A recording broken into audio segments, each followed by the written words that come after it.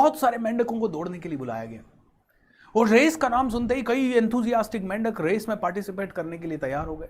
Race होनी थी 10 दिन बाद, तो सभी मेंढकों ने खरीदारी शुरू कर दी। एडिडास के जूते, स्पोर्ट्सवेयर, नाइकी के जूते, स्केचर के जूते कपड़े, टी शर्ट, कैप, सब कुछ खरीदारी शुरू कर दी। और रेस का जो दिन था उस दिन तक का पूरे जंगल में पोस्टर लग गए, सारे जंगली जानवर रेस देखने के लिए आ गए। बड़े बड़े हाथी, शेर, चीते सब रेस देखने के लिए आ गए।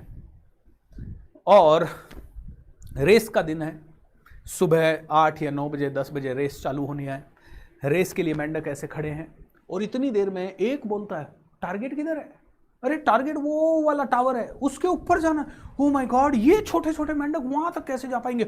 अरे मर जाओगे, अरे पागल हो गए हो क्या? इतना बड़ा टारगेट तुमसे होगा ही नहीं, ये तो इम्पॉसिबल टारगेट दिया है इनको, ये तो मरने वाला टारगेट दिया है। अरे रेस वेस मत भागो बेवकूफों, जिंदगी रही तो पता नहीं बहुत कुछ कर लेंगे, ये छोटे से इनाम के लिए अपनी जान दांव पे मत लगाओ।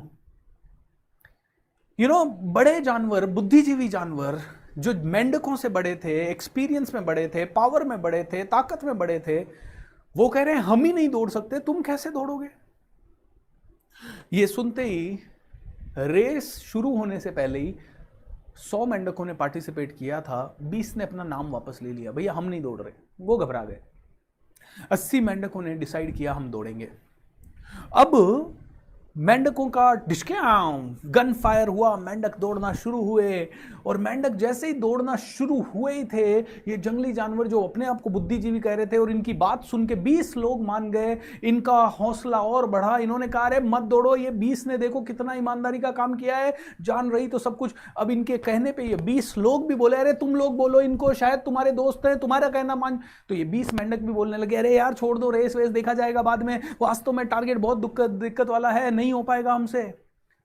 और ऐसा करते करते 30 मेंढकों ने रेस सिर्फ 10% कंप्लीट हुई थी और 30 मेंढक बाहर आ गए।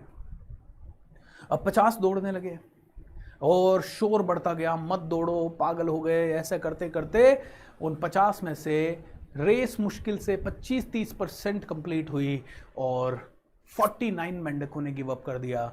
सिर्फ एक मेंढक भागता रहा। लोगों ने, सबने कहा अरे पागल हो जाएगा, अरे भाई तू अकेला ही दौड़ रहा है, तू विजेता है, तेरे को हम गिफ्ट दे देते हैं, तेरे को ट्रॉफी दे देते हैं। लेकिन ये पक्का था, डिटर्मिनेशन का पक्का था, ये भागता रहा, दौड़ता रहा। और दौड़ते दोस्तों ये पहुंच गया टावर के ऊपर। पूरी दुनिया आश्चर्यचकित हो गई, ओ माय गॉड कैसे हो गया? जैसे ही ये टावर से नीचे उतरा, आज तक मीडिया उसके सामने, हेलो आपने कैसे किया, ये चैंपियन कैसे बने?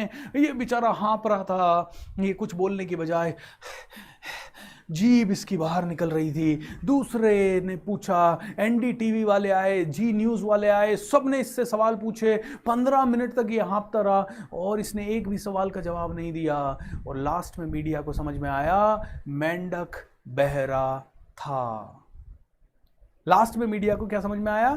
मेंढक बहरा था। दोस्तों दूसरों की ये सुन सुन के नहीं होगा, अखबार पढ़ के कि नहीं होगा, मुश्किल है, डिफिकल्ट है, चैलेंजिंग है, उसको तकलीफ आई, उसको तकलीफ आई, देख के तकलीफों को, लोगों की गलत सुन के। एंड मैं ये इसलिए बोल रहा हूं क्योंकि मैं भी मेरे दोस्तों के साथ, मेरे रिलेटिव्स के साथ, सबके साथ बैठता हूं। 1000 के साथ बैठता हूं तो कोई मुश्किल से 1000 में से 10 लोग, 15 लोग 1000 में से बहुत बड़ा सोचते हैं। दोस्तों आप लोगों के लिए गुड न्यूज़ है, गुड न्यूज़, आपने बड़ा सोचना शुरू कर दिया है, एम आई राइट?